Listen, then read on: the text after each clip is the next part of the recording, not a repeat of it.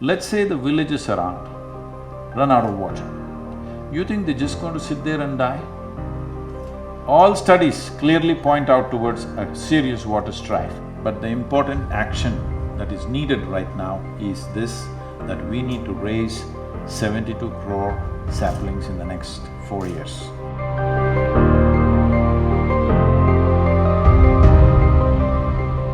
We are very happy to announce that the Karnataka Premier League, KPL, will be partnering with Rally for Rivers, Kaveri Calling, and will make this movement as their social cause partner during this KPL season. And now, to introduce today's speakers, KL Rahul, one of the most favorite cricketers from this city. He began his test debut, or did his test debut, in 2014 in Australia. He's a wicketkeeper cum batsman, as you know, and currently plays for Kings 11, Punjab in the IPL League. And he has many firsts to his credit. He became the first Indian to score a century on one-day international debut. Rahul has also set the record for the fastest Indian batsman, or fastest batsman to have scored centuries in all three formats in just 20 innings. And Sadhguru is one of the leading batsmen of the country, now batting strongly for the environmental causes, perhaps the only light that we have. Before I invite the speakers onto the stage, so today the conversation between Sadhguru and Rahul will last for about an hour, after which you will have an opportunity to pose your questions for the next 30 minutes. Thank you, and with that I invite Sadhguru and Rahul onto the stage.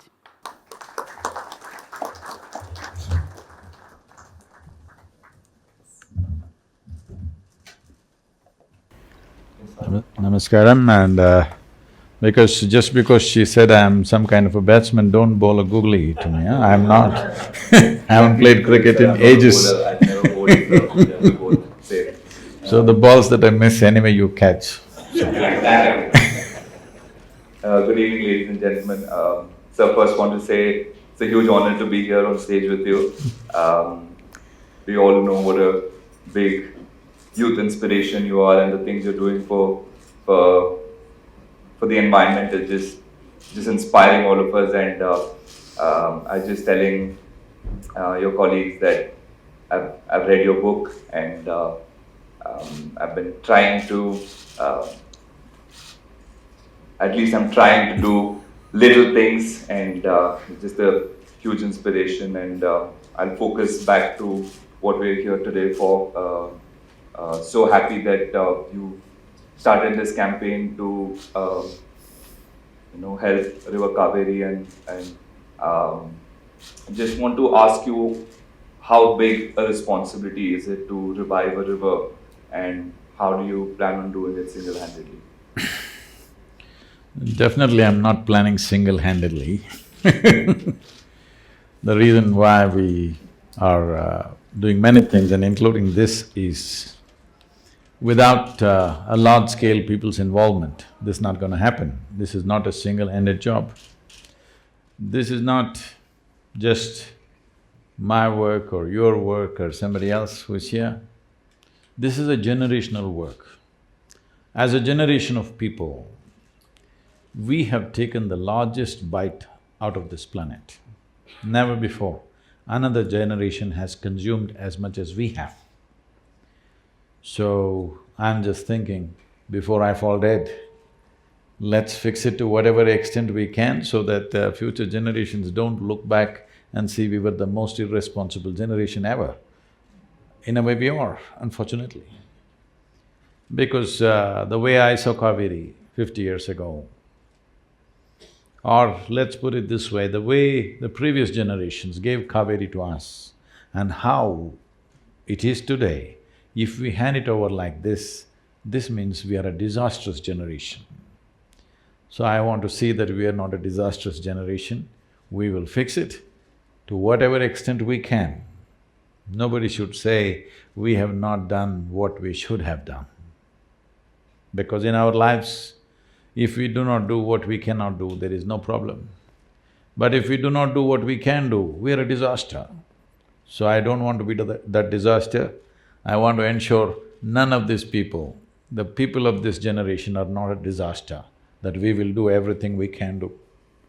And how do you… what do you think is responsible for all of this that is happening, and what is your advice to youngsters like us? Or I remember I was in UK for 2 months and I didn't know that there was a water problem, and I came home 3-4 days ago, and my sister told me that… she told me, don't use the shower, use the bucket of water. You know, so many of us are unaware of situations, and can you throw some light on how this has happened and what we can do? See, there is no one agency or one force or one person to blame. It is just that fundamentally it's ignorance. The most basic ignorance about rivers is, people think river is a source of water, or a well is a source of water, or a pond or a lake is a source of water. In a tropical country, it is not a source of water, it is only a destination for water. There is only one source of water for us, which is the monsoon rain. That's the only place from where water is coming. So the rain that comes down, which normally happens to us in this country, somewhere between 45 to 60 days maximum in a year, rain pours down on us. A huge volume of water comes down. When this comes down, our ability to hold it in the soil will determine how many days in a year will the rivers flow. If we hold it, then it flows 365 days. If we do not hold it, it will run away within the next 50 or 100 days, and that's why it's going dry right now. So what allows us to hold the water? The only and only thing is vegetation. There is no rocket science to this.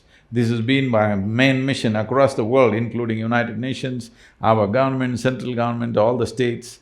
We convince them, you cannot hold water in a dam, check dam, barrage, all these things. These are all okay for usage, but you cannot really enhance water like this. The only way you can hold it is by vegetation. When I say vegetation, or let's say forest, the possibility of increasing the forest cover is impossible in India. We are 1.3 billion people, it's estimated by 2030 we will be 1.5 billion people. So there is too much pressure on the land, there is no way to increase the forest cover. The only other way is to go for agroforestry, that we use forests as a livelihood for ourselves. We grow forests for wealth, we grow forests for economic reasons. When I say we grow forests for economic reasons, right now in the world, the timber market in the world is over $300 billion. Are we sending any timber to any part of the world? No. But we are importing nearly 70,000 crores worth of timber, and we are importing about 1.2 lakh crores worth of timber products. So nearly 2 lakh crores worth of foreign exchange is going out. Even the timber we are getting is largely not certified. That means somewhere somebody is cutting forests. This one thing we must understand, wherever they cut it, it's going to hurt us. Doesn't matter whether they cut it in South America or Africa, wherever they cut it, in some way it is hurting us. It may not hurt us tomorrow morning, but it'll hurt us after a few years. So, one thing is, it is a great economic plan for our farmers, because our farm situation is such.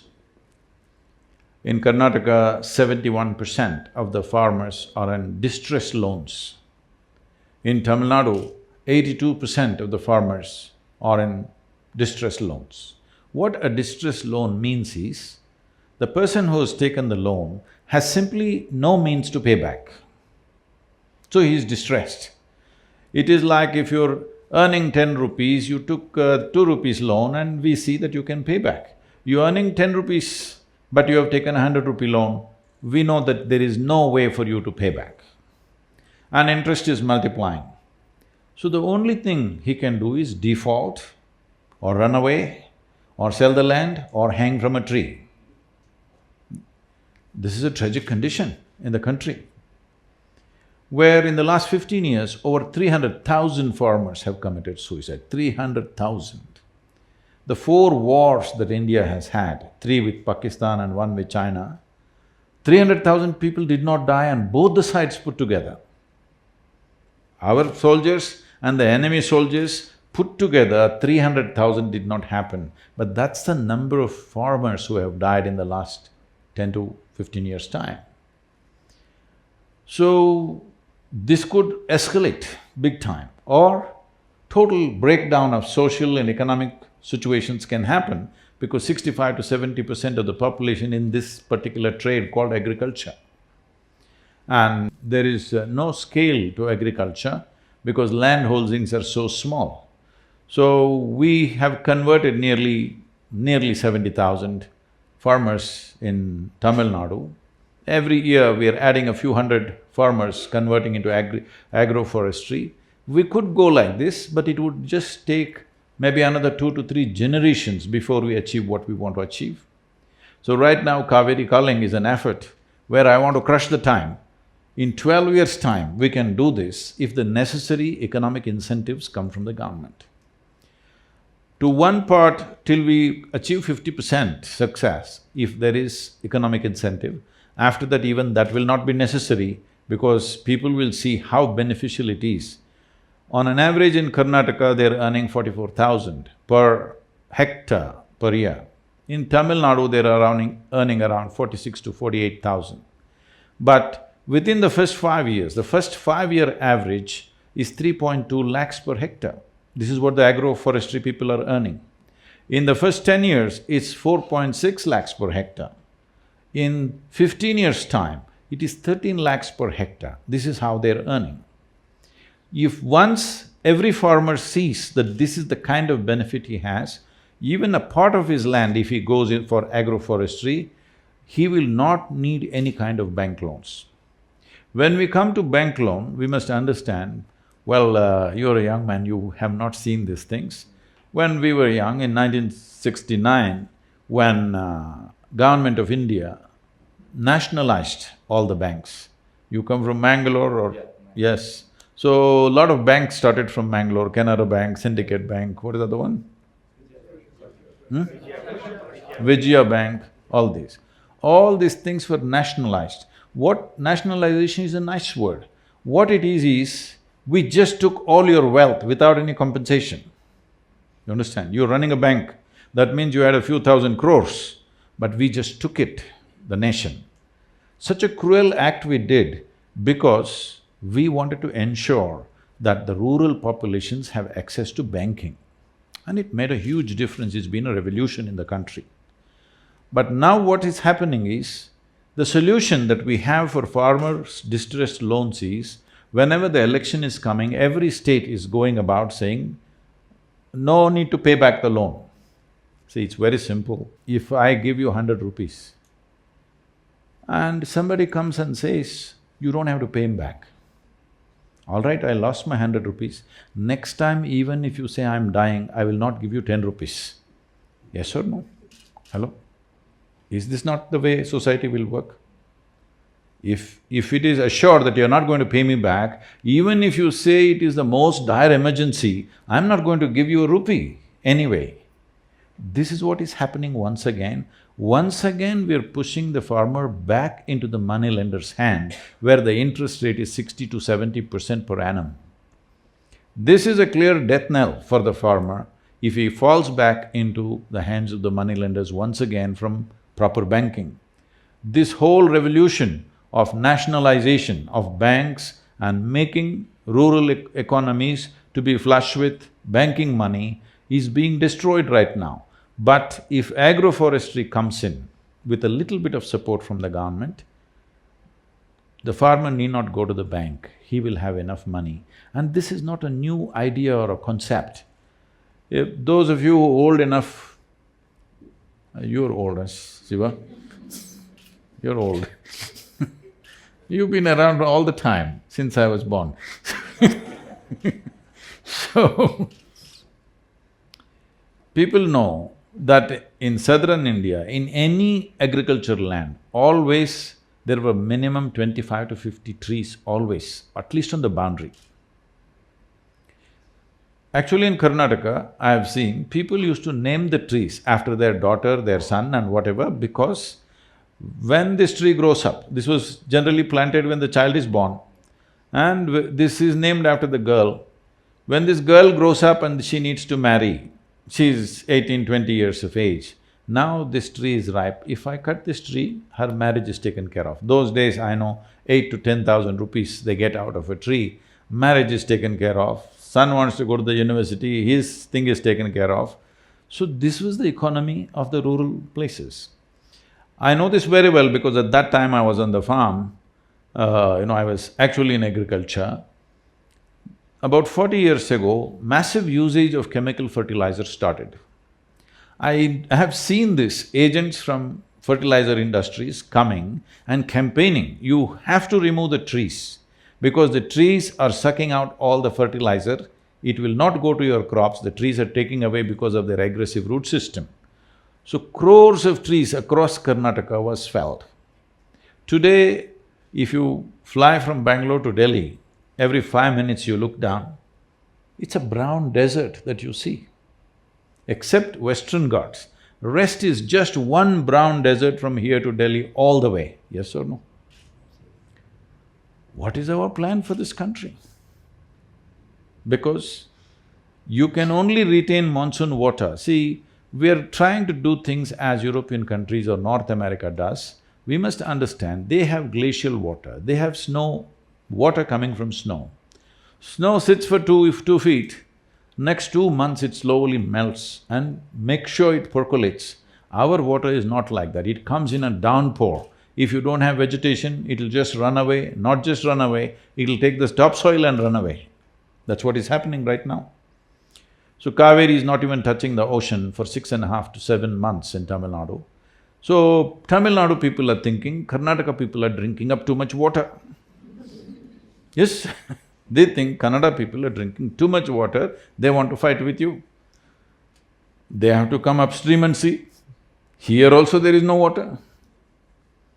So I was just talking to the Tamil farmers, I said, yes, this fight is… Sadhguru, you must tell them to release water. I said, all this fight is fine, and just wait for another 20 years.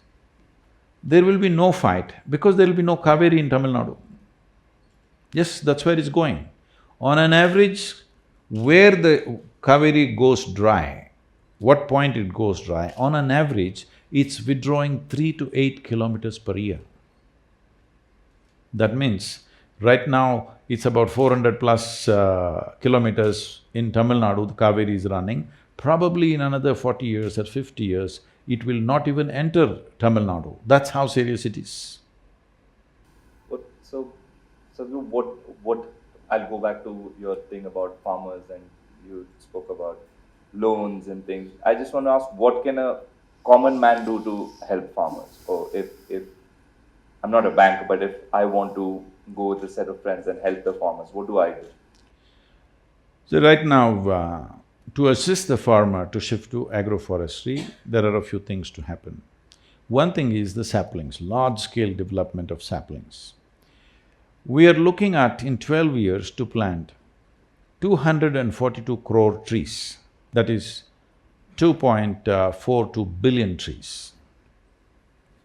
If you want to do something so massive, it needs a very organized effort and it needs a certain agility, which normally, I'm not trying to criticize anybody, but normally the state governments don't have such an agile machinery to act. So in Tamil Nadu, we have about 32 nurseries spread across Tamil Nadu. So we've planted over 35 million trees in the last 18 years, all on our own steam. That is, no government help, no nothing, just as a movement, people's movement.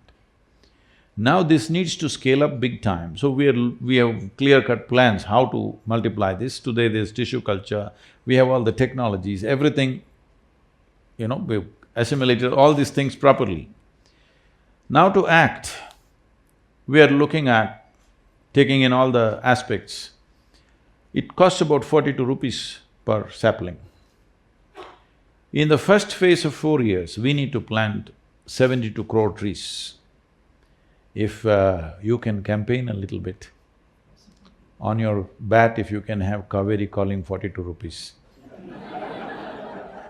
Every run you score, you tell your fans to plant one tree. I'll do that. Whatever I'm saying, whichever way you think is appropriate. Like this, everybody must do what they can. As a sports person, you do what you can, as whoever. I'm saying even if you're a beggar on the street, you still can plant one tree a year at least. Isn't it? 42 rupees? Even a beggar can do it. So, it is not a question of resource, it's a question of how concerned we are. So this is only one part of it. We raise the saplings. It takes 18 to 24 months to get the saplings to planting stage. So we want to start now, it's been just launched yesterday, we will move. In September, we're doing the rally, riding about 14 to 1500 kilometers and having about 865 events have been planned along the way. We're a little crazy about these things, how So, this is one part. The next part is to put enough pressure on the government. We have spoken to the Jal Shakti minister, most probably he may come and flag off the event. The environment minister, important thing is to release the trees. Releasing the trees means in this country, if you grow a tree on your own land and you cut it, tomorrow you can get arrested, okay? So, we got 18 species of trees released, that if you cut them, there is no problem. But still high-value trees are not released. I am saying, I have put this to the central government, the laws should become like this. Right now, there are laws. These are British-made laws. You know the English.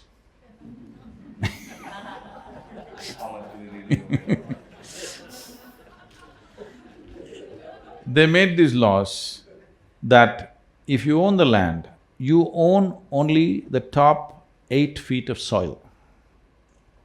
Beneath that, it belongs to the government. So most people do not know this, the water in your well actually belongs to the government. Today, Tamil Nadu is exercising this right. They're saying if you want to hit a bore well, you need government permission. You cannot dig a well in your land as you feel. You have to take a license, otherwise they will not let you take the groundwater because it belongs to the government. I'm pushing for a law, anything that's in my land should belong to me. If I hit water, oil, gold, diamond, whatever the hell is there in my land should belong to me. It should belong to the farmer. So if I'm doing badly, it belongs to me. If I do well, it belongs to you. What kind of law is this? So, only if we hit some civilizational aspects, let's say I'm digging and I found Manjadaro in my land, then you can come and take it. Any wealth must belong to me. You can tax it, but you can't take it, isn't it? You should not be able to take it, but right now that's how it is. So we're pushing for laws like this. Above all trees, whatever I grow, as I cut my paddy or sugarcane or whatever else, similarly, whatever else I grow, I must be able to cut it. Right now, we've been talking to various governments and these funny things are happening. I was talking to one of the chief ministers and I said, this kind of laws must go. So he said, I don't think there's a law like that. I said, please ask your forest minister or secretary. So he called the forest secretary and he put it on the… the speaker phone. And he asks, like this, is there a law like this? He says, no, there is no law against cutting the tree. Then he says, no law. I said, is it true? I can't cut a tree and take it, right? Yes, you cannot transport it. What am I supposed to do, have my own cremation in my land? I cut a tree and I cannot transport it. What is it? It's for my cremation or what? I'm storing up. I'm saying a tree is a wealth. the wealth should belong to the farmer. This is very important. So as a part of this, we are pushing for a timber board. As there is a coffee board, tea board, other things, we want people to understand that timber need not necessarily be a forest produce, it can be an agricultural produce. That's what we want to change the picture. Sadhguru, we know with Kaveri depleting, it is going to cause a lot of problems for Karnataka and Tamil Nadu for sure. But why would a different state want to help? Do you think people do? I'm sure people do think like that. There's Yes, your yes. troubles, you face it. Why do we have to help you? But we must understand this, that this is not just Kaveri's problem. Krishna has depleted over 77%. Godavari has depleted over 42%.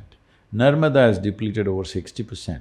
Ganga has depleted over 37% or so. So it is not one state's problem or two states' problem. It is all over the place. Only thing is, if we successfully demonstrate that you can turn the river around, a major river. We are doing a small river in Maharashtra, we are very confident we'll do that. It's a 54-kilometer stretch of Vagari river in Yavatmal. Yavatmal has been considered, unfortunately, as the suicide capital of this country. So this is a small space, we've taken that up as a first project, already state government is involved, very proactive state government, and 415 crore budget has been put on it. This will be so, in another 4 to 5 years, we will ensure even now, these 9,600 families who are in this region, we've put volunteers there, everybody has a helpline, that if there is any distress, they can call. So we will definitely stop suicide within the 6 months to 1 year, we're already on the ground. But we will turn the river around in about 6 to 8 years' time, Vagari, because it's a small river. Kaveri is a substantially large demonstration. If we do this one thing, then you can do this for every river in the country.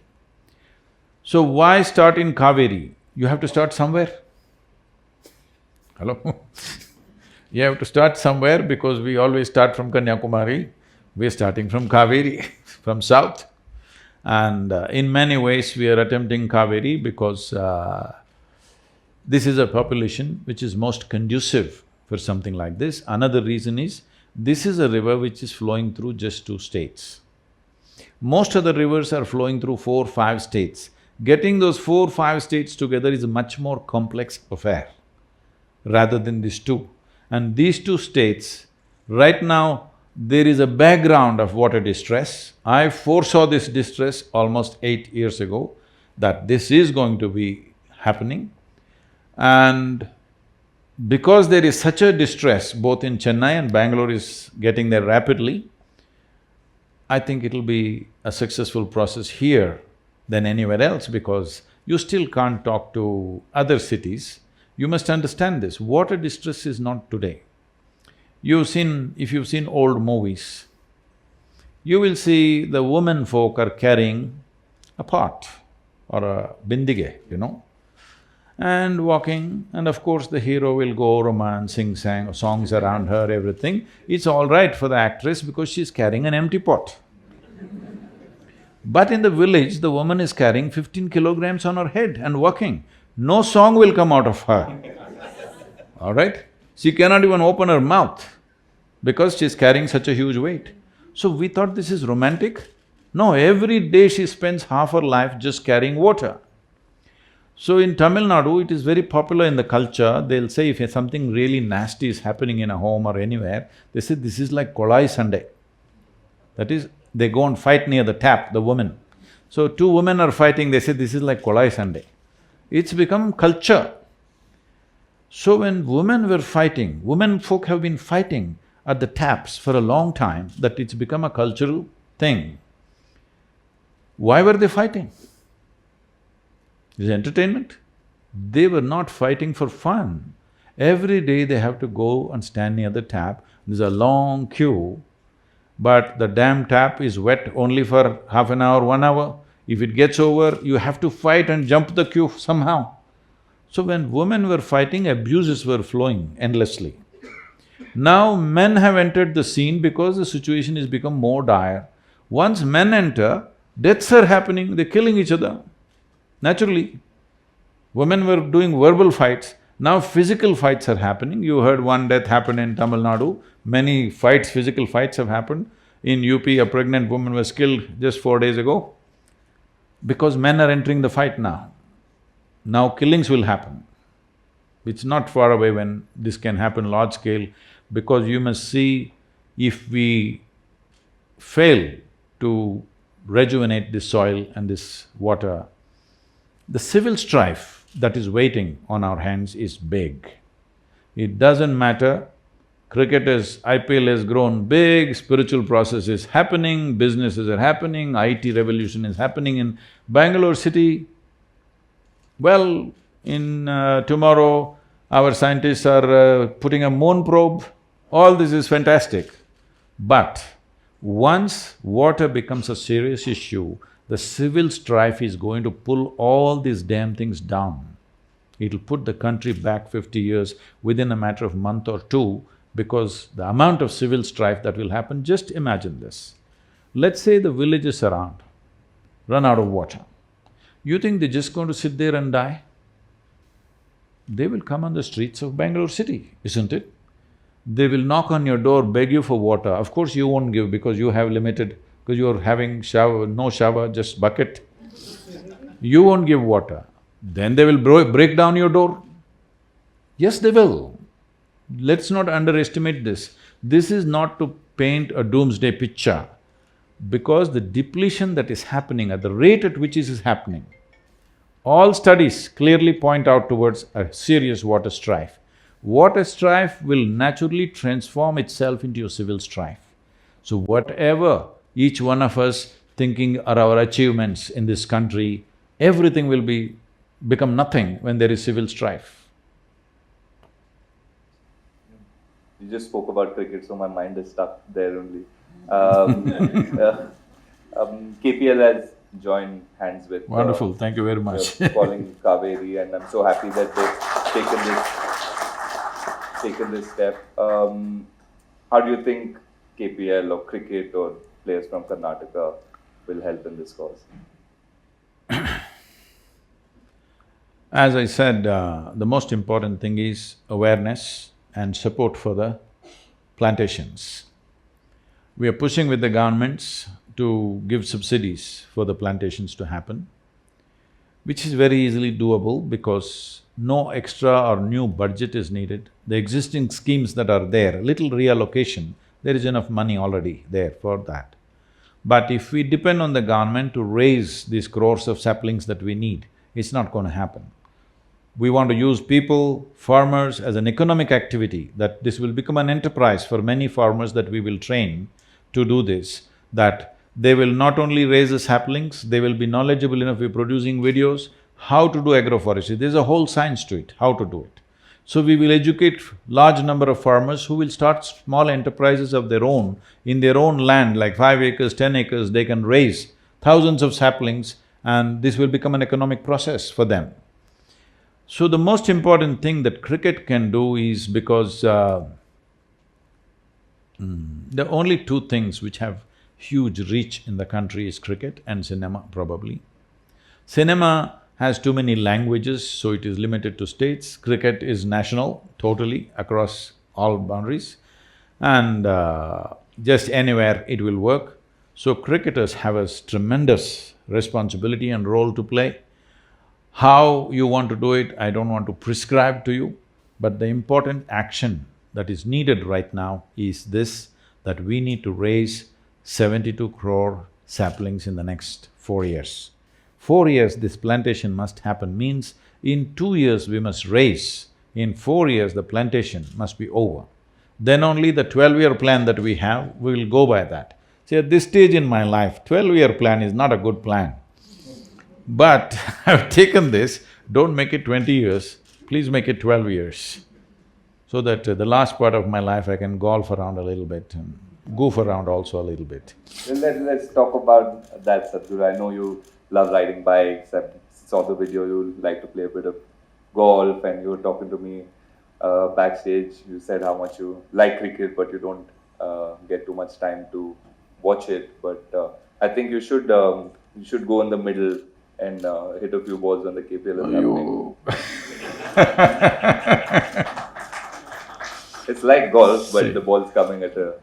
That's what… See, I never took a lesson in golf, nor have I ever been to a driving range, but I have a handicap of 9.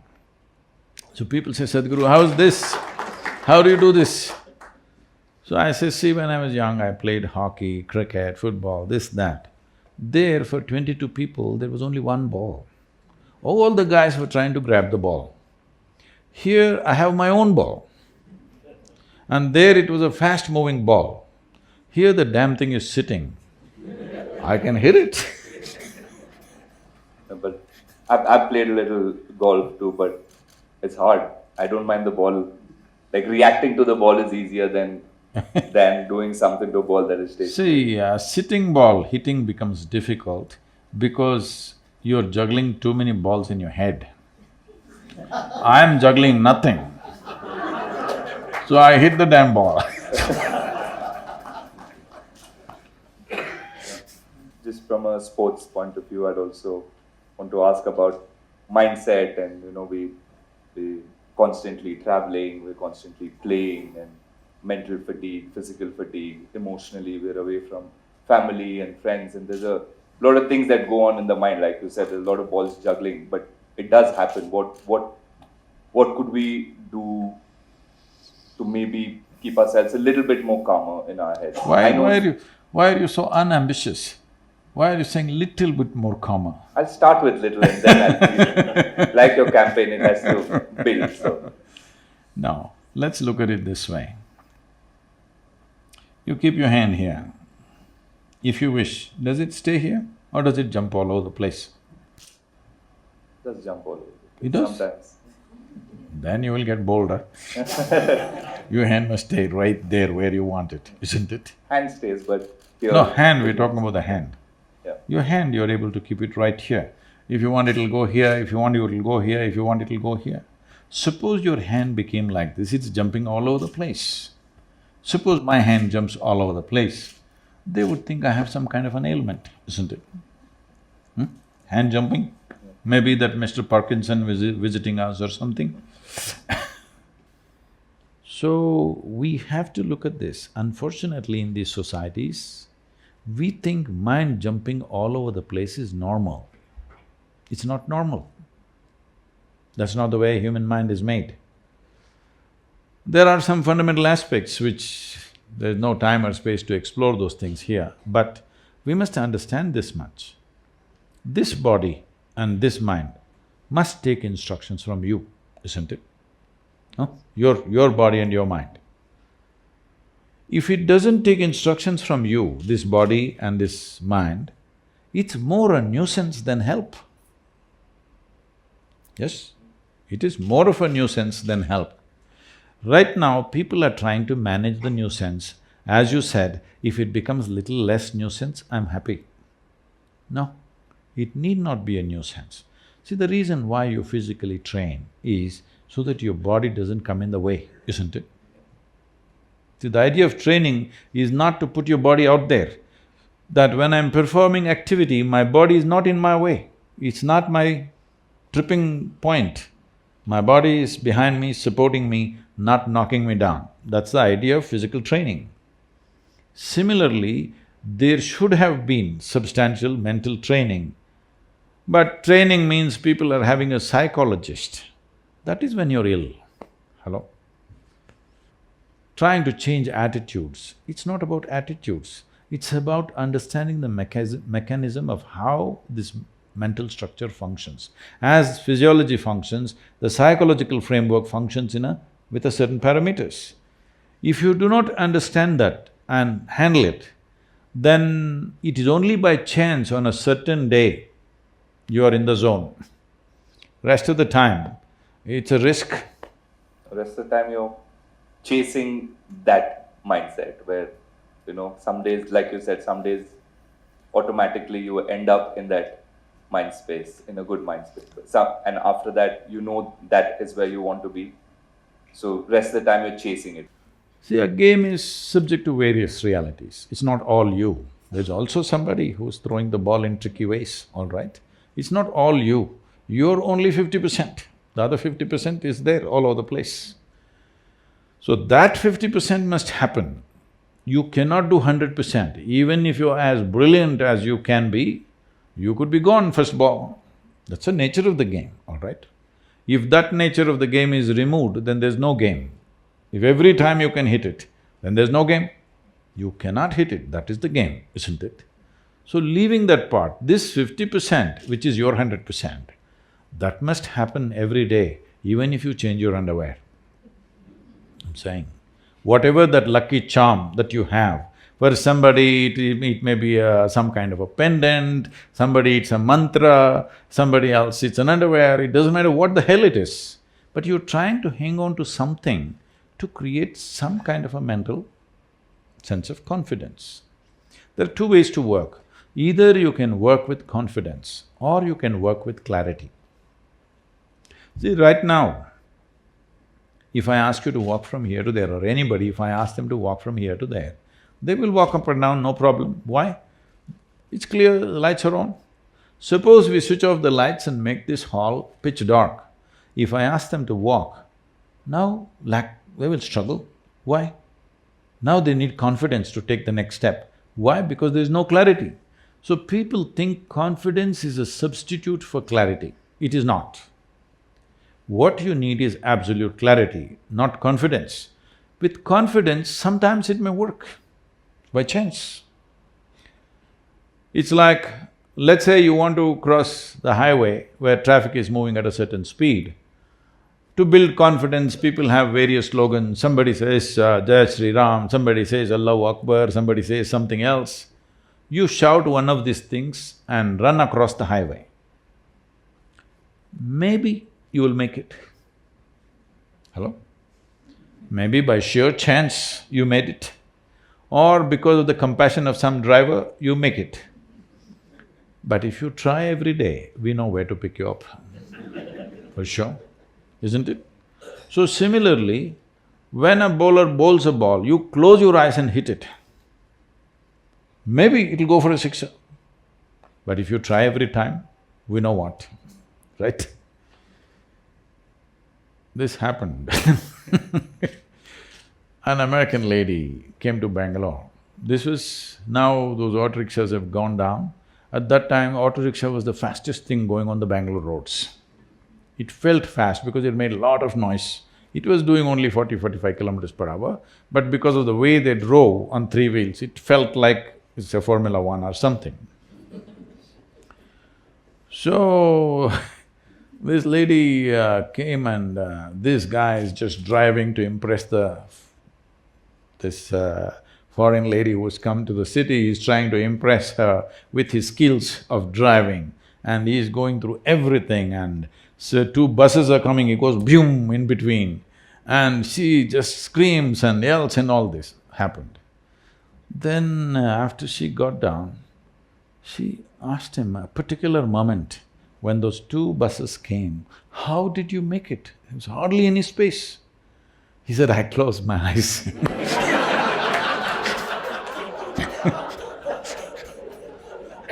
So she came and told me, those terrible three-wheelers. So if you close your eyes, sometimes just works. So this is what confidence means. I'm sure in every game, people are trying to train people, you must be confident, you must be confident. No, you should not be confident, because confident means you are not in touch with realities. Clarity is what is needed. Because just before the… okay. So we were, like I was talking to a group of journalists, and this is at that time when Pakistan was playing in India for the one-day internationals which were going on. Sadhguru, how to beat Pakistan, please tell us.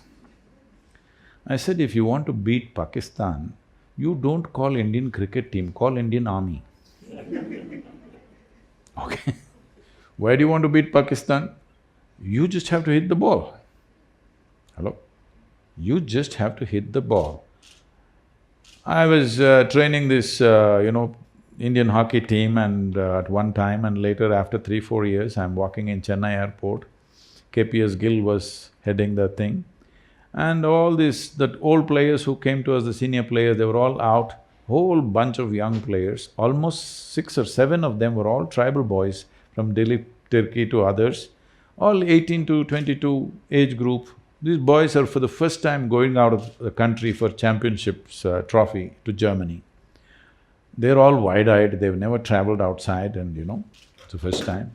And they're not from cities, they're tribal boys. So somebody is giving them pep talk in Hindi, I can't repeat all the words. He's saying, "Desh ka izzat aapka," something. Your parents' honor is in your hands. 1 billion people's hopes are in your hands. Like this, he's giving pep talk. These boys are 1 billion people's stuff sitting on their head. Then I was passing by, KPS Gill saw me and said, "Sadhguru, can you say something to the boys for the first time they're going out of the country?" So I said, "See, you know how to play hockey?" They said, "Yes." I said, "I don't think you know how to play hockey. You don't know how to play hockey, that's why you're looking like this. You're looking like this because you obviously don't know how to play hockey." "No, we know how to play hockey," suddenly their pride. I said, "If you know how to play hockey, first thing is forget the 1 billion people, forget your maa-baap business. There's only one thing, the damn ball should be in the opposite goal, that's all you know. You need lust for this. You just need lust to put the ball in the goal, that's all you do.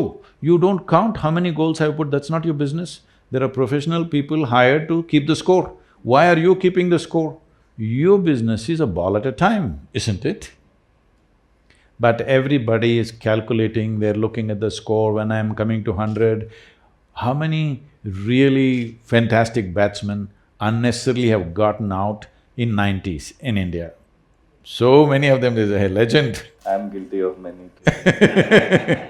Because you're doing the scorekeeper's work. You do your job. Your job is to hit the ball according to its merit. What does it matter what's the score? Whether it's 1 or 100, what is your business? No, you must strategize, all that there is somebody else. The player has to just do what he has to do at that moment right, isn't it? See, the desire to win is one thing. Everybody wants to win in their life, not just in a game. Everybody wants to win, everybody has a desire to be successful. But the desire is only giving you the direction, which way you want to go. Desire will not make you successful, it's only the competence which makes you successful, isn't it? And competence is clearly clouded when you're confident. Competence needs clarity. You just see things the way they are and do what you have to do at that moment. Not try to win the match. You cannot win the match. You can only hit the ball, isn't it? Somebody will tell you whether you have won or not.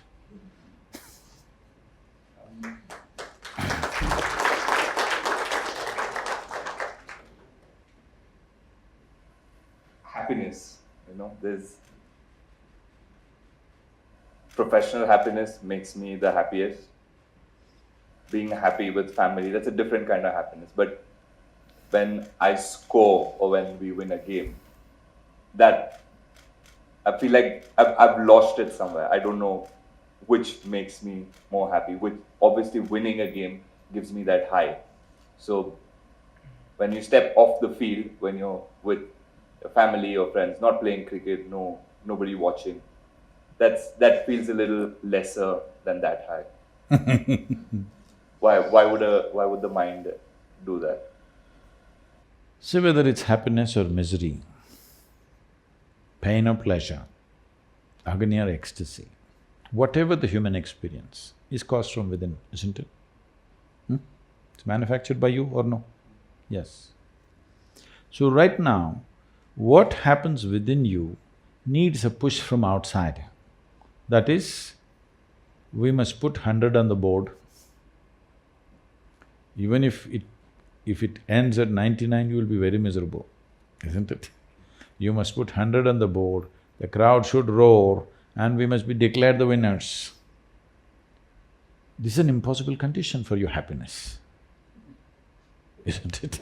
That's not going to happen every day. For nobody it'll happen every day, isn't it? Nobody it is going to happen every day. Even if you're a Superman, it won't happen every day. So happiness is a condition within you. It's like this.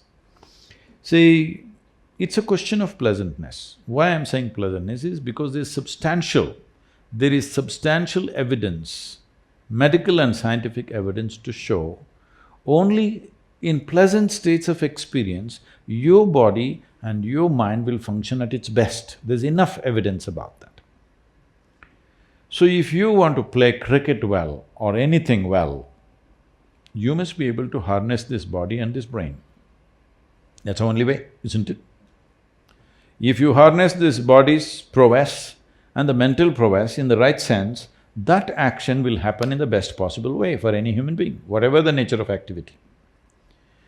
Now, pleasant states of experience means this: if body is pleasant, we call this health. It's needed. Hello? You want to be pleasant in your body or no? If it becomes very pleasant, we call it pleasure. If your mind is pleasant, we call this peace. If it becomes very pleasant, we call it joy. If your emotions are pleasant, we call this love. If it becomes very pleasant, we call it compassion. If your very life energies are pleasant, we call this bliss. If it becomes very pleasant, we call it ecstasy. If your surroundings are pleasant, we call this success. Right now what you're doing is, you are going for the last one, success. To create the last pleasantness around us, let's say in this hall we want a pleasant atmosphere, we need the cooperation of all these people, otherwise it won't happen, isn't it? But I want to be pleasant in my body, mind, emotion and energy. Is 100% my business, isn't it? This one thing if you do, that your body, mind, emotion and energies are always pleasant. Now, outside pleasantness, it's a question of skill. It's a question of times in which we exist, I'm saying. Suppose you were here in Bangalore city, let's say 500 years ago, you wouldn't be playing cricket, maybe you would be breaking coconuts or something, I don't know. Yes or no? So what we are doing right now is just a consequence of time, isn't it? Because of the times in which we exist, we are doing certain things, that's not the important thing. The important thing is, my body, my mind, my emotion, my energies are at highest level of pleasantness. If it's like this, if I'm ecstatic, will I hit the ball well? What do you think? I think so. Yes, 100%. Because your body and your mind will not come in your way. There are other things, of course. Outside situations are there. Maybe it's a ball that nobody can hit sometimes. That's a different matter, but you are not the issue. This one thing everybody must do in their life, in your life, you're not the issue. There are 1,000 other issues to handle. But this should not be the issue. Once this is not the issue, you will effortlessly handle other issues. This doesn't mean everything will work your way, but what best you can do will happen in your life. As I said earlier, what we cannot do, it did not happen, that doesn't matter. What we can do did not happen, this is a disaster, isn't it?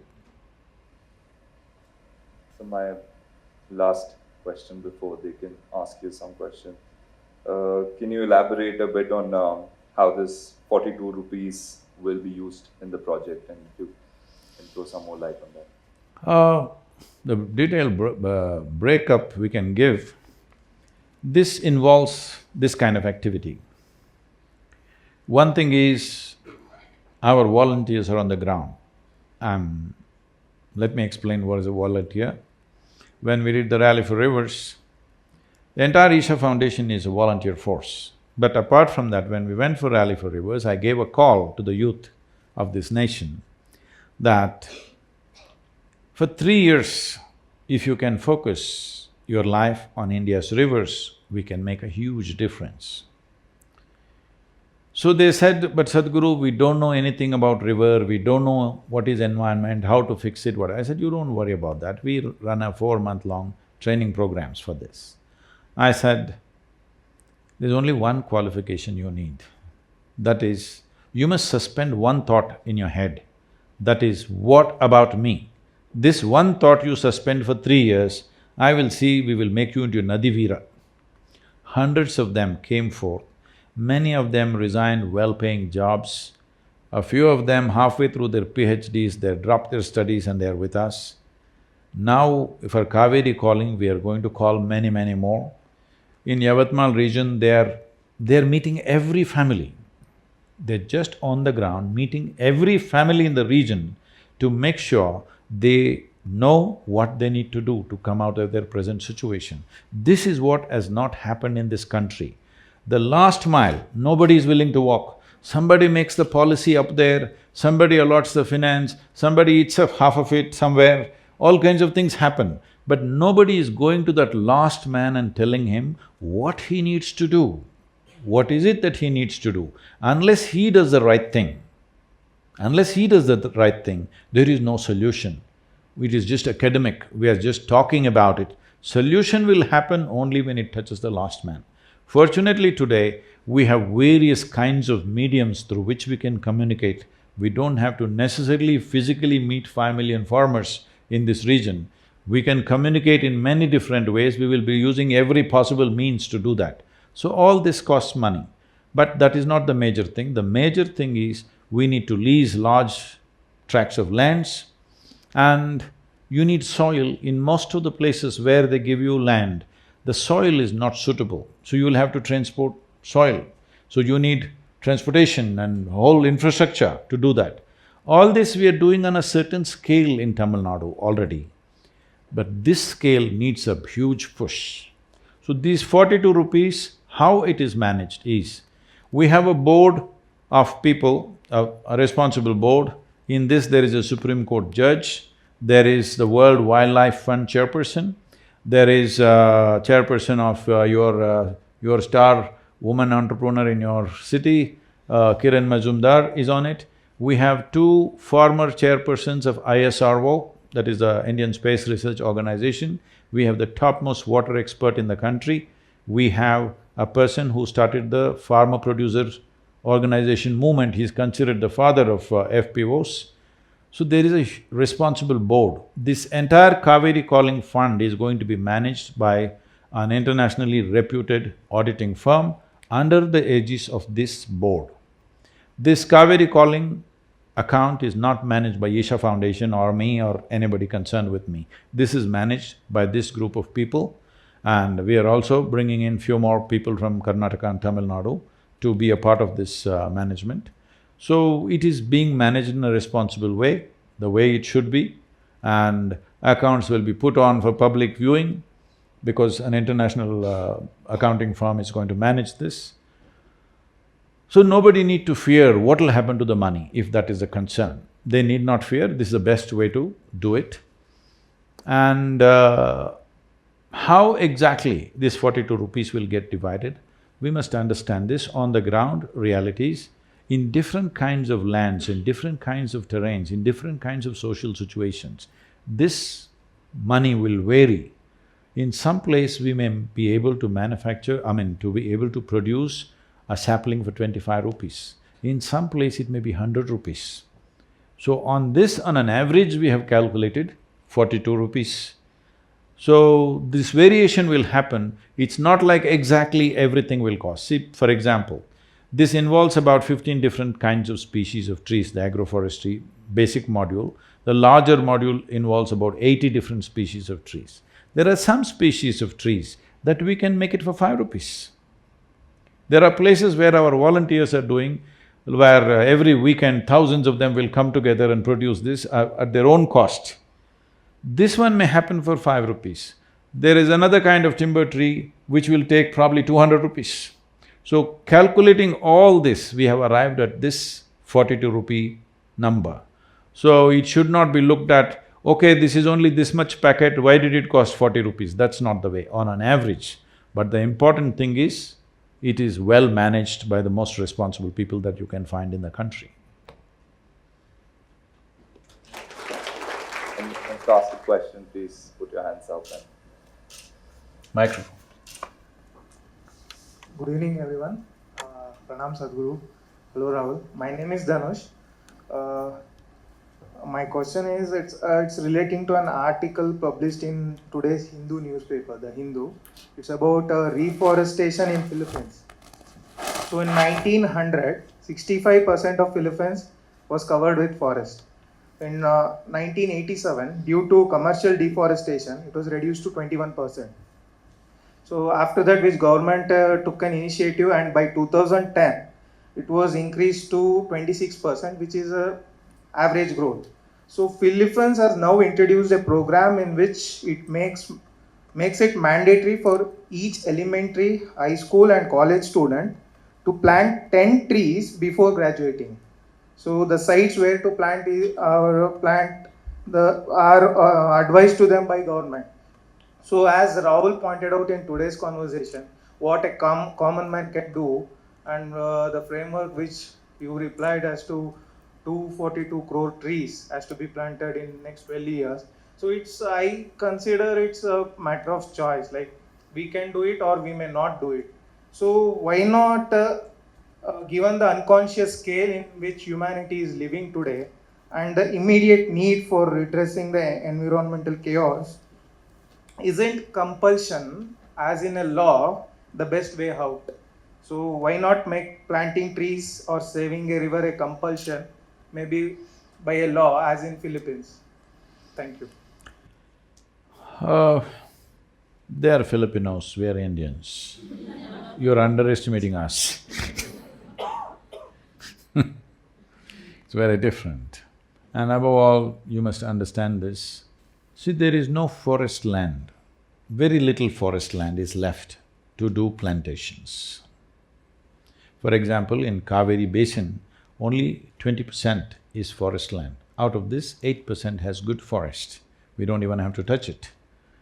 Another 4–5% is mildly denuded forest. Some replantation could happen there. Another 3–4% is totally denuded forest, which must be replanted. This is not the challenge. This can be easily done because this land is dedicated for forest. It belongs to the forest department or the state government, it can be easily planted, that's not the challenge at all. I know everywhere on the WhatsApp and other things, somebody comes up with a drone, we can shoot this, we can shoot… You don't need any of those things. With the kind of population we have, we can organize that the forest lands are replanted, that's not a big deal. But over 80% of the land is agriculture. This is the thing we need to understand, because all the time these activists and others are going on trying to hit some industry. Because hitting an industry is a kind of a… it's a fashionable thing in the country. When you want to hit somebody, hit some industry and say, they're doing this, they're doing that. Though all of us are consuming those products. You must understand, industry in India occupies less than 1% of the land. Agriculture in India occupies 84% of the land. People do not know the difference between polluting the river and depletion of rivers. For example, in Bangalore city, you had over 1,000 lakes about 70 years ago. Today you have 80 lakes left. Out of these 80, only 17 lakes have fresh water. The remaining lakes have sewage water. So you still have a lake only because of sewage. People think the water is polluted. No, there is only sewage water. If sewage water is stopped, there will be no lake. Well, I want you to understand this. Where is your bus stand? The bus station, the Subhash Nagar bus station. Huh? Dharmambati Lake, all right. Those of you who come from Mysore, where is your exhibition? Lake? Where is your playground? Lake? So we think we're doing great, all right. You need to understand all the lakes in the city have been turned into bus stands, playgrounds, all kinds of things. These were all active, full water lakes just 30–40 years ago. So, in India, compulsory plantation, okay, you can make it compulsory, where do I go and plant? So, in Tamil Nadu, we started this scheme. Today, I think, how many green schools, does somebody know? Any of the volunteers, please? A few thousand, I don't know how many exactly. A few thousand schools we have given the certificate, this is a green school. How a school becomes a green school is that if they plant 10,000 trees from the school, they become a green school. Where do they plant these 10,000 trees? So they raise 10,000 saplings and distribute to the local farmers and ensure it is planted. It is all planted in different lands, but 10,000 trees have gone. If the school takes care of this becomes a green school. And we started another scheme, see, children like pets. If you get a dog or a cat, in India, in villages and small towns, though a dog's life may be 12, 14, 15 years, most of them get run over by the time they're 6 or 7 years of age. So your loved pet get crushed on the street, you feel terrible. Everybody goes through a 12-year heartbreak with dogs and cats. So I brought this idea, you have a tree as a pet. It'll grow bigger than you, it'll live beyond you, you can enjoy it all your life, and you will be doing a great service to the land and the people and the animals and every other life. You must understand this, one tree, one tropical tree in this country, if you plant a tree, in 12 years' time, whatever its reasonable size of growth if it has, in 12 years' time, it is able to sequester somewhere between 38,000 to 45,000 liters of water. So when we talk about this 242 crore trees, what it means is, it can sequester anywhere between 9 to 12 trillion liters of water.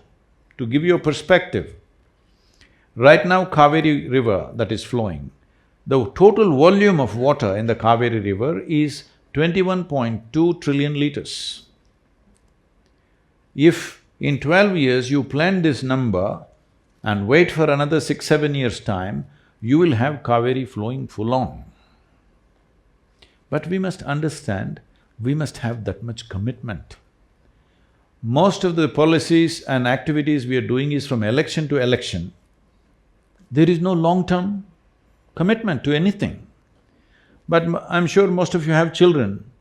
If not for my country, at least for your children, please do something. So it's not about making it compulsory. So you're assuming that you will not do anything. We are given to not doing anything. Why? That's not the case. I must tell you this. When I started for Rally for Rivers, all our people very apprehensive, Sadhguru, nationwide, will they respond? If they don't respond, what… I said, you don't worry about that. They said Tamil Nadu, Karnataka, they will respond. Once you go north, you can't speak Hindi, how will they respond? Who will respond? Like this kind of fears. I said, you don't bother about those things. 162 million people responded. Never before for any movement, in 30 days' time, 162 million people responded. So as I went, what I saw was, it was phenomenal to see this, because in every village, men, women, children waiting. I must tell you this, it really… every day when I saw certain people, tears came to me because I'm driving around, I drove 9,300 kilometers in 30 days and I have no spare driver, I drive all the way. And I did 142 events in these 30 days. 184 television and news interviews.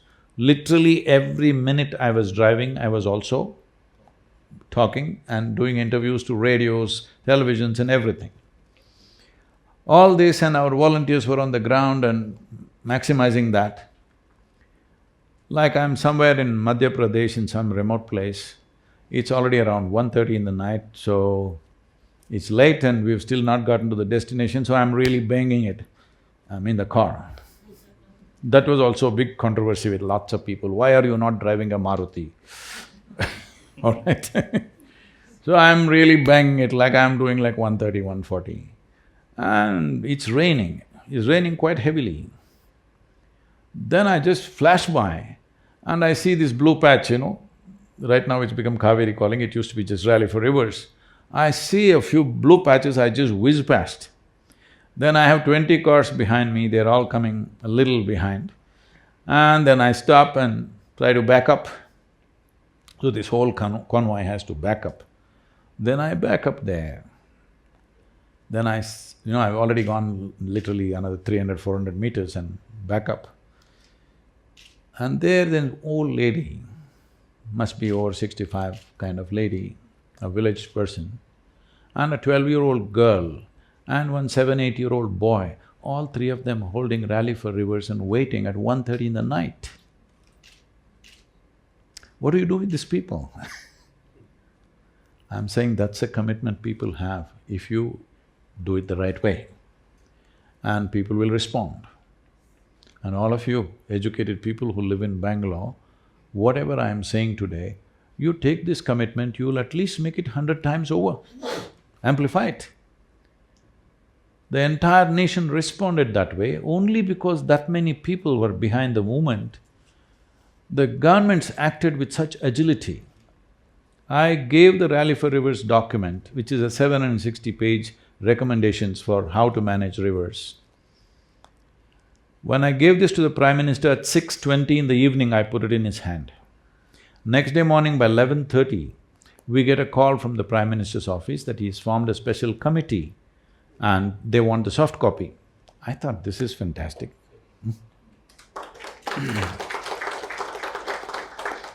And within about 12 to 15 days, it was in the hands of Niti Aayog, where I went and addressed all the ministries who are there as to how to put this together. They put this through the scientific process tests and economic tests. Once it passed, in about 2.5 months' time, less than 2.5 months' time, Rally for Rivers recommendation in total, without one word changing, it went as a official recommendation to all the 29 states. Four states are proactive and they're doing good work. Another 4, 5 states, we have MOUs, we are working with them. Rest of them are little… that includes you, little sleepy mode. We need a crisis. We need a crisis to act. Well, right now Chennai has run out of water. Tamil Nadu people will act now, I know. Will Karnataka wait for Bangalore to go dry and then act, or are we sensible enough to act now? This is all the question is. So make it compulsory for the children. Why? We are the ones who destroyed this land, isn't it? Hello? We as a generation have destroyed this land. Why are you thinking children should plant? They will be most willing if you just tell them, okay? We will do that. Every school, every college, all these things we will do. But you're talking about making it compulsory. Is it not a shame that it has to be compulsory, that we should take care of our children's future? It should be compulsory, you must care for your children. How bad is that? I don't want to do that. I don't want it to be compulsory. If you want to destroy this land, if you want to take away the future of the people of this land, I want you to understand, people have money and means, they're all transporting their children to other countries. But there are millions and millions of people here who cannot do that. 1 billion people who cannot do that. And as I said earlier, before the civil strife breaks out in a big way, when it'll be out of control, you can neither apply… First thing when in India, when civil strife happens, they'll cut the trees and throw it on the highway. At that time, you can't talk to them, plant a tree, do this, do that nonsense. Right now, it's still in control. This is the time to do it. There is a solution.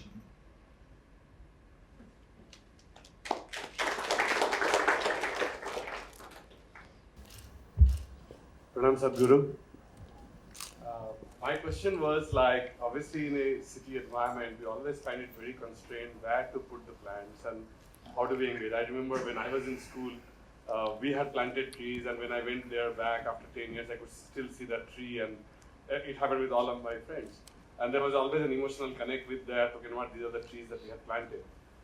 In a city, obviously there is a responsibility aspect of it, but do you have any special ideas about like where can we help in the sampling part of it, like putting the saplings, or Yes. where is the land to plant those trees, so that at least we can feel the action as well, not only just about okay, not I So, something in social media. there are two ways to do this now. One thing is you just contribute 42 rupees per sapling. I'm not saying only 42. How many trees do you want to do? That many. That's one way to do it. But you don't have the money, but you have the time, all right? This is always the case. Those who have the money don't have the time, those who have the time don't have the money.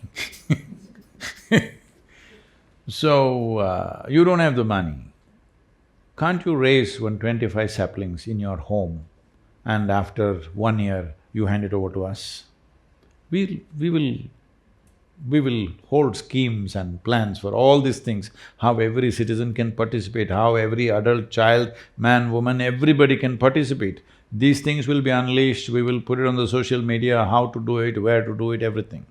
But in your home, even if you're living in an apartment home, 25 saplings you could raise, isn't it? You will have the joy of seeing them growing in your balcony. Possible or no? Even if you have a two-bedroom house, you can still do it. Yes or no? So you either give the money or where we will do it in large-scale nurseries, which is more efficient way of doing, because gathering this from every home is going to be a serious challenge. Because transporting saplings long distances is going to cost us so much. We will be having nurseries all along the Kaveri basin, which is 83,000 square kilometers. I want you to understand the scale, you understand? It's 83,000 square kilometers of land, because this is a serious problem that in people's understanding, why we took up Vagari river is because it's a tributary. See, people, if you say rivers, ask anybody, what are the rivers in India? They will say Ganga, Narmada, Godavari, Krishna, Kaveri. You must understand, Kaveri has 120 major tributaries and thousands of small tributaries. If the tributaries don't flow, Kaveri will not flow. Kaveri is only a destination, it's not a source. So, the basin includes all these 120 tributaries. If you don't enrich them, people think we are going to plant just on the side of Kaveri riverbank. That's not how it is. That is a simplistic campaign we did with Rally for Rivers just to make people understand 1 kilometer on either side. That is not the plan.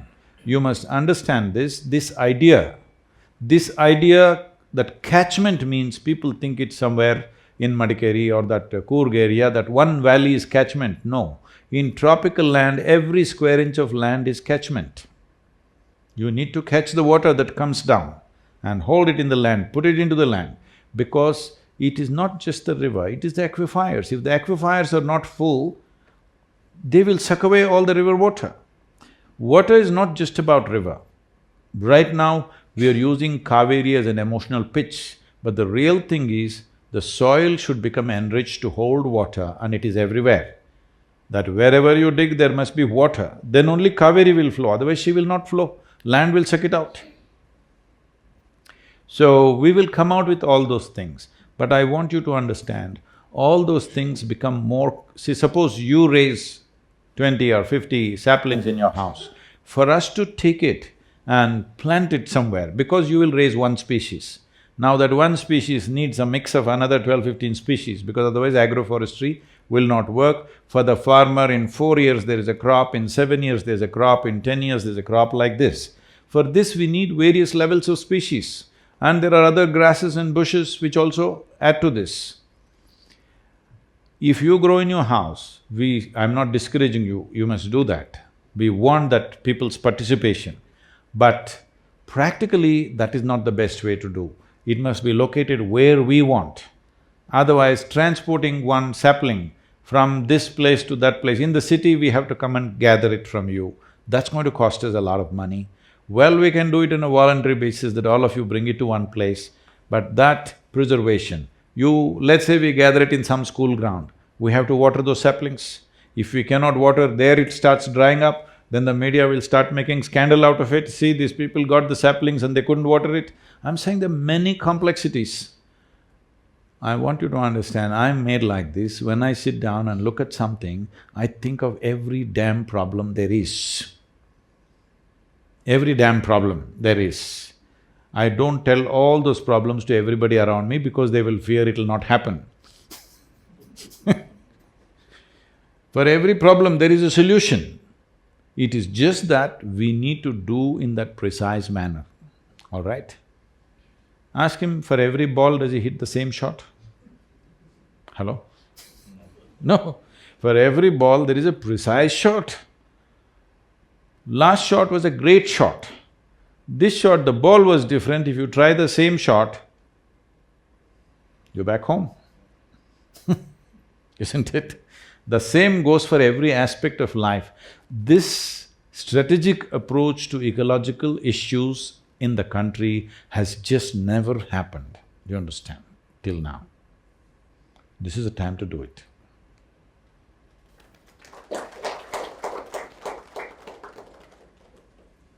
If Rahul and his team really pitches for it, I think 500 million saplings will happen, because at least there are 500 million people who will do it if they just say it.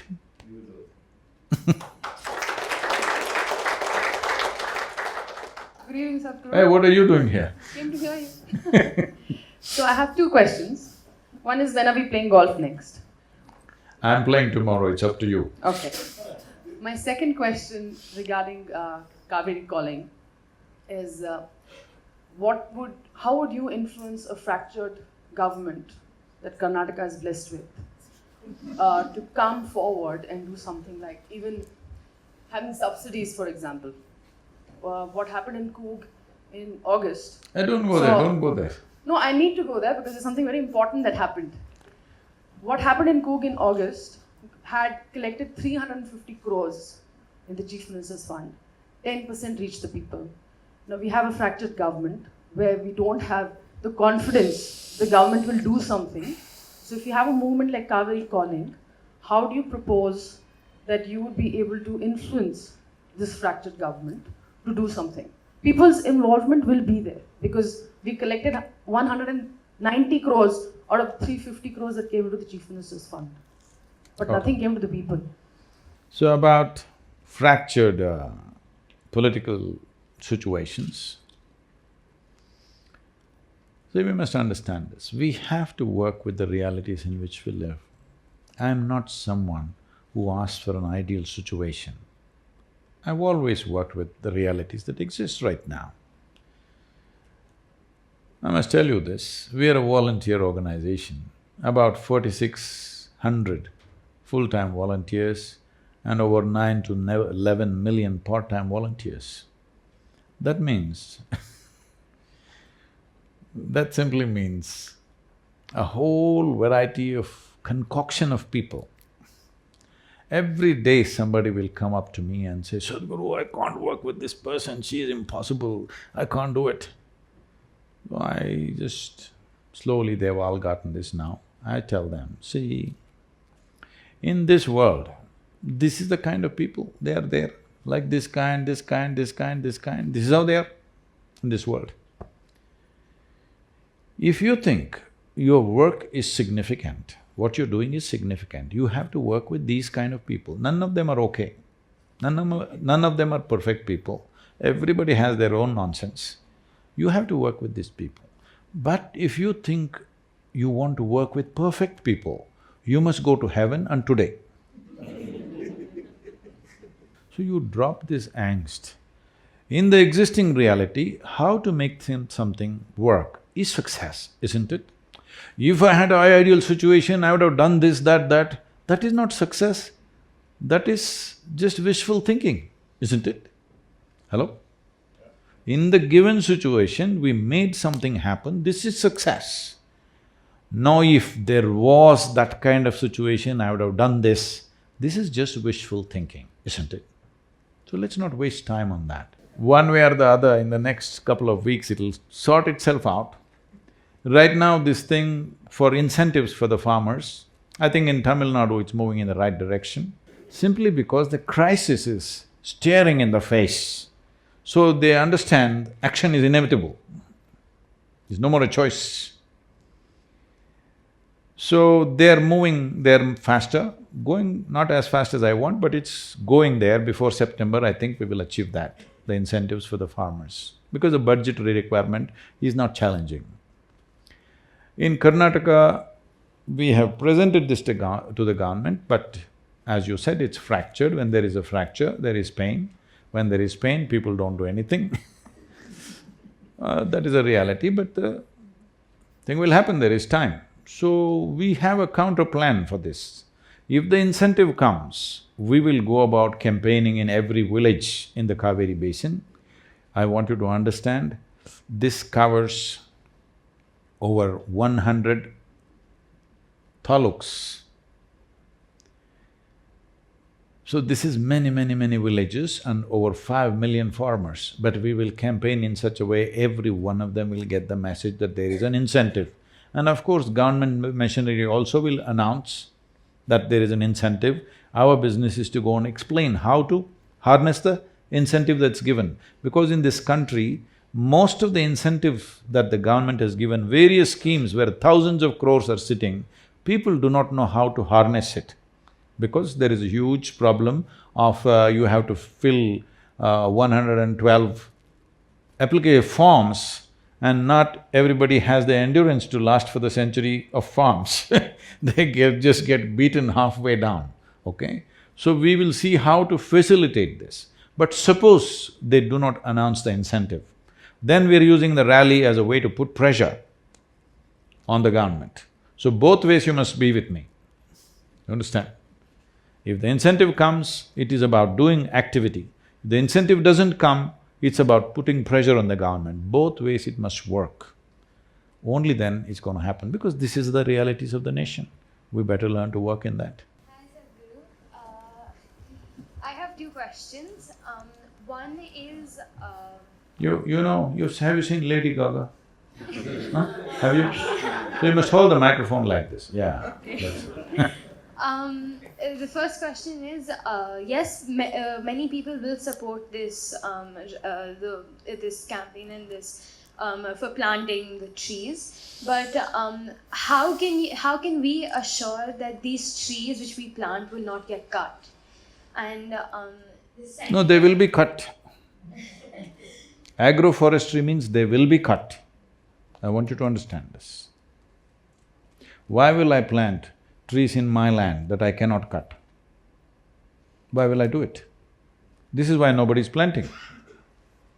If only I can cut it and use it, and it's an economic process for me, I will cut and I will plant and I will cut and I will plant, this culture will continue. If you don't allow me to cut, why will I plant? Because first of all, you must understand, there is no free terrain for you to plant millions of trees. There is no such place in the country. If you want a farmer who has small patches of land to plant a tree, he must have the right to cut. This is a law that we're trying to change. Right now, there are laws that if you cut a tree in your own land, they will arrest you. We want that to go absolutely. We've released 18 species, but we want to release everything. That I can grow what I want and cut it when I want, and I do whatever I want with what I cut. It's nobody's business. Only then farmers will grow trees, not otherwise. So only city people are thinking that farmers should plant trees in their land and not cut it so that you can go and enjoy it. It doesn't work like that, it's his land, it's his livelihood. It must be cut, that's what I'm saying. And the second question is that you mentioned about confidence and clarity. My question is, how can we achieve clarity? Will you please sit down?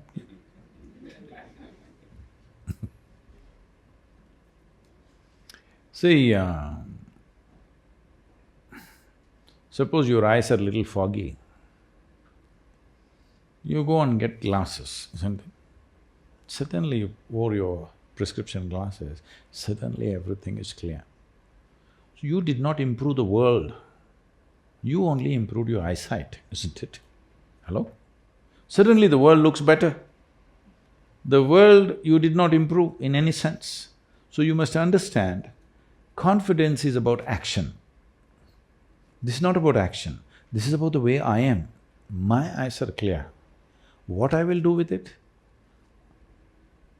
I may plant trees, I may hit a cricket ball, I may hit a golf ball, or I may drive, I may do whatever nonsense I want, all right? The important thing is my eyes are clear. So I'm only enhancing my faculty. I'm not thinking of what to do. What to do is my choice. It is individual choice, everybody can do what they want to do.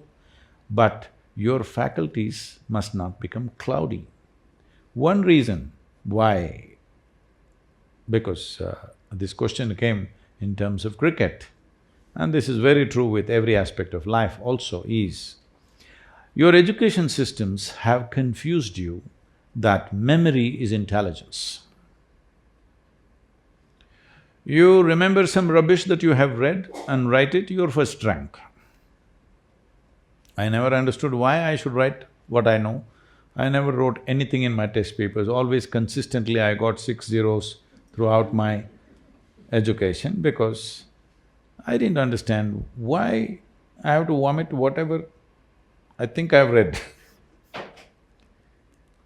So, we have misunderstood memory as intelligence. All these people are going to have a deep shock in the next few years because artificial intelligence is coming. My phone has 100 times more memory than you. That's why it's a smartphone. You call somebody smart only because it's smarter than you, isn't it? Hello? You will say somebody is smart, why? He's smarter than you, that's why you're calling somebody as smart. If he was not smarter than you won't say he is smart, isn't it so? You will say he's dumb. So, phone has become smarter than you simply because your idea of education is just to remember a few things. By reading 10 books, somebody becomes a scholar. By reading 100 books, somebody becomes a doctor. By just reading one book, somebody becomes a representative of God. Yes, unfortunately this is the best qualification you can get. By reading one book, you become God's representative on the planet. Fantastic, isn't it? So, all those people who are living by memory are going to feel utterly stupid in the next 5–10 years. It's time you do some inner engineering to be relevant in this world, otherwise you'll become irrelevant. They're inviting me to all kinds of artificial intelligence conferences in the world, and they're asking me to speak about this and that. I said, why are you inviting me to artificial intelligence? I'm not artificial intelligence. They say, no, Sadhguru, the problem is what will we do? Professors and scholars and others, they're worried, what will we do? Well, you'll have nothing much to do, you'll be of no significance. It's just like this. See, let's say 500 years ago, if you had really big muscles like that, we would make you king of Bangalore because you're so muscular. Today, maybe we'll put you at the gate of this hotel as a security man. That's the best job you can get. So I'm saying, bouncer. So, man's muscle lost relevance because why? Machines came, isn't it? The power of the machine neutralized man's muscle. This is the reason why so many women are sitting here today. Not because of some liberalization that's happened, simply technology, machines came and neutralized the power of man's muscle, and suddenly women also can come and sit here. Yes, that's a reality. Now people who have instead of muscle, now the focus has shifted to memory. Those who have a certain amount of memory, they're strutting around. Even when I was in school, I always wondered, these people who just read a book a few years ahead of me, why are they strutting around like they're superior human beings? All this nonsense will go with artificial intelligence. You need to have something worthwhile within you, not memory. If you say something from your memory, I will pull out my little gadget, it knows everything that you know. Today, nobody is consulting their grandparents and parents for anything, they're asking Alexa, tell me this. Yes or no? So, you need to understand this, that clarity will come to you only when you're not contaminated by memory. when you know how to keep your memory aside and simply look at things. This needs little training.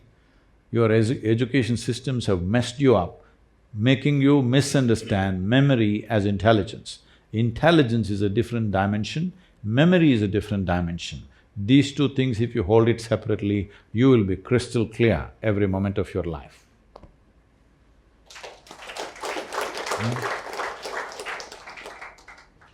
I hope the Karnataka Premier League… I've never watched Karnataka Premier League matches, maybe I'll get to watch something. We'll be grateful if you could come for the finals at Mysore. When is that? It's on the first First of? September. Whoa. So you want me to start the rally 2 days early? We want to be in Coorg on 2nd, I think it's possible. What is it? It's 2020. Lit, is it? Yeah. Floodlit, in the evening. I think I'm there then, 1st September. Positive. Ground is beautifully made in the middle of the university. Which is the ground you're playing? We play in the Mysore University has given us the ground. But that's not… there's no grass in it. I've played. Now is it? Now we… Oh, we all played on rough ground and half my knee skin have left there,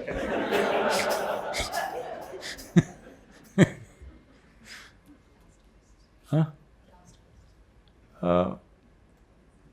Okay, anyway, with the… what do you call it? KP?